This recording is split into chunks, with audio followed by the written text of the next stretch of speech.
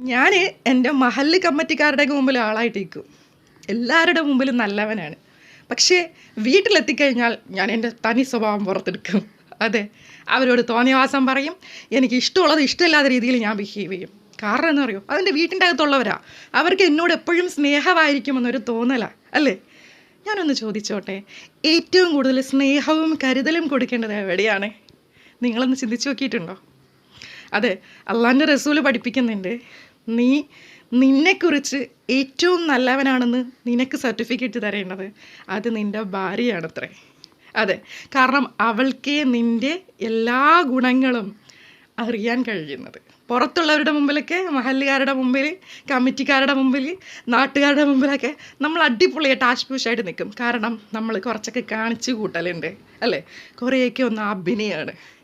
ഈ ദുനിയാവിൽ നമ്മൾ വിചാരിക്കും സ്ക്രീനിൽ വരുന്നവർ മാത്രമാണ് അഭിനയിക്കണം, നമ്മളാരും അഭിനയിക്കണില്ല. ഇല്ല, എല്ലാവരും അടിപൊളി അഭിനേതാക്കളാണ്. കാരണം അതുകൊണ്ടാണ് വീട്ടിൽ ഒരു രീതിയിലും പുറത്ത് വേറൊരു രീതിയിലും നിനക്ക് ബിഹേവ് ചെയ്യാൻ പറ്റുന്നത്. ഒന്ന് ചിന്തിച്ച് നോക്കിയിട്ടുണ്ടോ? നിൻ്റെ കൂടെ ഏത് സമയത്തും താങ്ങും തണലായി നിൽക്കുന്ന നിൻ്റെ ഭാര്യയെ നീ ഏത് രീതിയിലാണ് പരിഗണിച്ചിട്ടുള്ളതെന്ന് അതറിയണമെങ്കിൽ ഒരു കാര്യം കൂടെ പറഞ്ഞു പോകാൻ കേട്ടോ.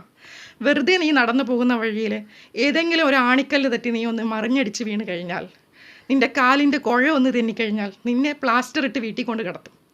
ആ സമയത്ത് മുതൽ നീ മനസ്സിലാക്കാൻ തുടങ്ങും, നിൻ്റെ കൂടെയുള്ള ഇണയ്ക്ക് മാത്രമേ ആ സമയത്ത് നിൻ്റെ കൂടെ താങ്ങും തണലുമായിട്ട് വരാൻ കഴിയൂ എന്നുള്ളത്. അതെ, ഉമ്മാക്ക് പോലും കടന്നു വരാൻ പറ്റാത്ത പല അവസ്ഥകളുമുണ്ട് അല്ലേ? ചില സമയം നമ്മുടെ കയ്യാണ് ഒടിഞ്ഞു പോയതെങ്കിലോ, നമുക്ക് ചോറ് വാരി തരാൻ ആര് വരണം? നമ്മളെ ഉമ്മച്ചി വരണം, അല്ലെങ്കിൽ ഭാര്യ വരണം അല്ലേ? അതുപോലെ നമുക്ക് എണീറ്റ് നടക്കാൻ പറ്റാത്ത അവസ്ഥയാണെങ്കിൽ ഒന്ന് ബാത്റൂമിൽ കൊണ്ടുപോകണമെങ്കിൽ, അതിൻ്റെ കാര്യങ്ങളൊന്ന് നിർവഹിച്ച് തരണമെങ്കിൽ ചിലപ്പോൾ ഭാര്യയ്ക്ക് മാത്രം കടന്നു വരാൻ പറ്റുന്ന ഒരു വഴി അത് നിൻ്റെ ഇണയ്ക്ക് മാത്രം അള്ളാഹു കൊടുത്തിട്ടുള്ളതാണ്. സോ നീ ആ ഒരു കണ്ണോടുകൂടി മറ്റുള്ളവരുടെ മുമ്പിലൊക്കെ നല്ലവനല്ലേ, മഹല്ല് കമ്മിറ്റിക്കുള്ളിൽ സെക്രട്ടറി ആയിട്ടിരിക്കും, പ്രസിഡൻ്റായിട്ടിരിക്കും, അങ്ങനെയായിട്ടിരിക്കും, ഇങ്ങനെയൊക്കെ ആയിട്ടിരിക്കും. ഞാൻ അങ്ങനെ ആരെയും മെൻഷൻ ചെയ്ത് പറയുന്നതല്ല കേട്ടോ. ഇങ്ങനെ നിങ്ങൾക്ക് ആർക്കും തോന്നരുത്, ഞാൻ വെറുതെ ഉദാഹരണം പറയുന്നു എന്ന് മാത്രം.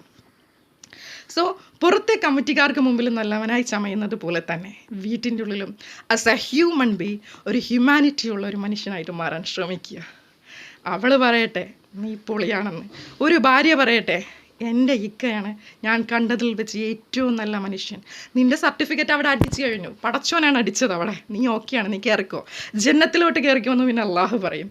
കാരണം നിന്നെ ഏറ്റവും കൂടുതൽ മനസ്സിലാക്കിയത് നിൻ്റെ തോളോട് തോൾ ചേർന്ന് നിൻ്റെ ഇണയാണ്. അതെ, ഇണയെന്ന് പറയുമ്പോൾ നമുക്കൊക്കെ അറിയാം, ഒരു കുരുവി ഇരിക്കുന്നു, എൻ്റെ കൂടെ വേറൊരു കുരുവി ഇരിക്കുന്നു. ആ കുരുവികൾ ഇങ്ങനെ കൊക്കി ഇരിക്കുന്നതാണല്ലോ നമ്മൾ നോക്കുമ്പോൾ ഇണ എന്ന് പറഞ്ഞിട്ട് പിക്ചറൈസ്